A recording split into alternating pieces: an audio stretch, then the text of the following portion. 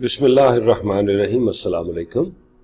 आप सबको top tutor गुरु channel में खुशामदीद कहता हूं। हमारा आज का टॉपिक है what is index number. A statistical tool known as an index number measures the degree of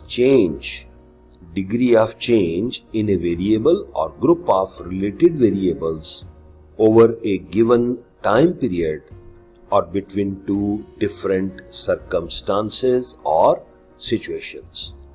इसको आप समझते हैं कि इंडेक्स नंबर एक स्टैट्स का टूल है जिसका असल मकसद फर्क निकालना है, चेंज को फाइंड आउट करना है। मिसाल के तौर पे आज हम खड़े हैं 2022 में और 2015 के दरमियान हम कंपैरिजन कर रहे हैं, तो जो फर्क निकलेगा 2015 से लेके 2022 तक, मिसाल के तौर पे कितने बंदे ऐसे हैं पाकिस्तान में जिन्होंने एजुकेशन ली है, तो एक परसेंटेज निकलेगी। वो जो फर्क निकलता है उसको हम क्या कहते हैं? इंडेक्स नंबर कहते हैं। तो ये मुख्तलिफ औकात में हो सकता है, मुख्तलिफ सिचुएशंस में हो सकता है। अब इंडेक्स नंबर जो है इसका कनेक्शन है इकोनॉमिक टाइम सीरीज डाटा के साथ। जैसे अभी मैंने बोला 2015 से लेके 2022 तक का डाटा अगर हम लेंगे तो ये टाइम सीरीज डाटा होगा, क्योंकि 2015, 16, 17, 18, 19, 20, 21, 22, तो ये 6-7 साल का डाटा टाइम सीरीज डाटा कहलाएगा। और इसमें ये रिलेटिव चेंज जिसको हम कहते हैं, डिग्री ऑफ चेंज को फाइंड आउट करता है। और इकोनॉमिस्ट इस डाटे को स्टडी करते हैं ये पता चलाने के लिए कि पास्ट में क्या हो रहा था और उसका जो इम्पैक्ट है वो फ्यूचर में क्या आएगा, तो एक ट्रेंड आपको मिलेगा। तो इसके लिए आप इंडेक्स नंबर का इस्तेमाल करते हैं। Characteristics of index number. Number 1, specialised average. Index number एक स्पेशलाइज्ड एवरेज भी कहलाता है, जो कि सपोर्ट करता है कि हम रिलेटिव चेंज या change in the level of particular variable over time, कोई एक खास वेरिएबल में एक कितनी चेंज आई है। जैसे मैंने बोला जी कि हमारा वेरिएबल एजुकेशन है, तो 2 पीरियड्स में उसमें कितनी चेंज आई, तो ये इसके लिए हेल्प करता है। तो इसको हम क्या कहते हैं? Specialised average. Expressed in percentage.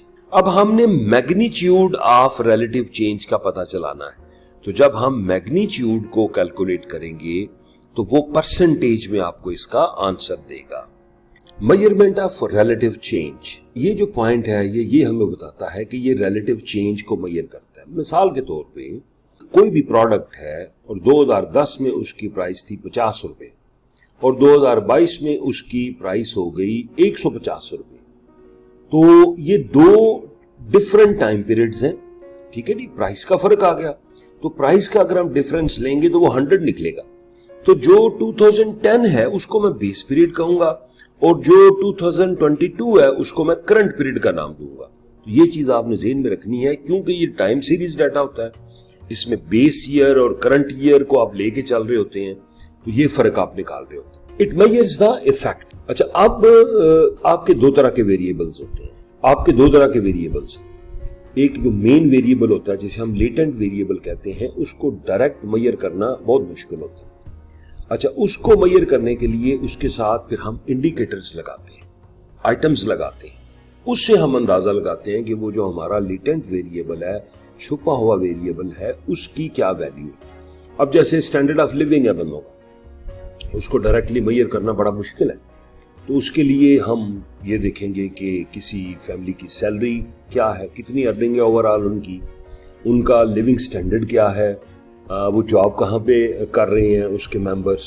तो ये सारे जो मैंने अभी बोले ये क्वेश्चंस हैं, आइटम्स हैं, ये हमें बताएंगी कॉस्ट ऑफ लिविंग के बारे में। तो ये जो इफेक्ट्स हैं उनको भी मेजर करता है, जो वैसे मेजर करना मुश्किल होते हैं।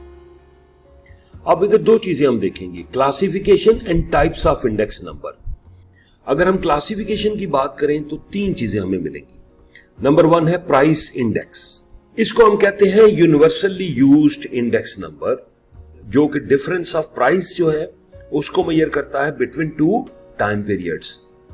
और फिर उसका कंपैरिजन बनाएगा और फिर उसको मुख्तलिफ जो ज्योग्राफिकल एरियाज हैं उसके मुताबिक आप इसको एनालाइज कर सकते हैं। अब यहाँ पे मैं दो इंडेक्सेस का जिक्र करता हूँ, एक है कंज्यूमर प्राइस इंडेक्स और एक है होलसेल प्राइस इंडेक्स। जो कंज्यूमर प्राइस इंडेक्स है वो कंज्यूमर के हवाले से चीजों को फाइंड आउट करेगा और रिटेल की बातों को देखेगा, और जो होल प्राइस इंडेक्स है वो बुनियादी तौर पे एक बड़े लेवल पे होलसेल लेवल पे चीजों को फाइंड आउट करेगा। तो ये रिटेल और होलसेल दोनों के लिए जो इंडेक्सेस हैं वो दोनों डिफरेंट है। दूसरे नंबर पे quantity indexes. Quantity index physical output पे फोकस करता है। मिसाल के तौर पे कोई एक प्रोडक्ट 2015 में कितना बना, कितने पीस बना और एक्सपोर्ट हुआ, 16 में कितना हुआ, 17 में कितना हुआ, तो ये वॉल्यूम को देख रहा होता है, ये नंबर ऑफ पीसेस को देखता है, क्वांटिटी को देखता है। फॉर एग्जांपल किसी एक साल में 100 पीस प्रोड्यूस किए किसी कंट्री ने, दूसरे साल 200 पीस किए, तीसरे साल 300 पीस किए, तो ये जो तीनों सालों के डिफरेंसेस हैं वो हम क्वांटिटी इंडेक्स के तहत फाइंड आउट करते हैं। तीसरा है वैल्यू इंडेक्सेस। वैल्यू इंडेक्स बुनियादी तौर पे प्राइस और क्वांटिटी दोनों का रिजल्ट देता है। इसमें दोनों फैक्टर्स आपको नजर आएंगे कि कितनी आइटम्स प्रोड्यूस हुई और किस प्राइस पे सेल हुई, तो ये दोनों के हवाले से हमें एक इंफॉर्मेशन देगा। इसको हम वैल्यू इंडेक्सेस कहते हैं। टाइप्स क्या है जनाब, ये हम देख लेते हैं। Types of index numbers. तो सबसे पहले है सिंपल इंडेक्स नंबर। अगर आपने सिंगल वेरिएबल की चेंज को मेजर करना है तो उसके लिए सिंपल इंडेक्स नंबर इस्तेमाल किया जाता है, और अगर आप एक से ज्यादा आइटम्स को मेजर कर रहे हैं तो उसके लिए फिर आप कंपोजिट इंडेक्स नंबर को यूज करते हैं। Thank you very much. मुझे उम्मीद है आपको ये कॉन्सेप्ट समझ आया होगा। कोई क्वेश्चन हो तो जरूर करें। देखते रहें। अल्लाह हाफिज।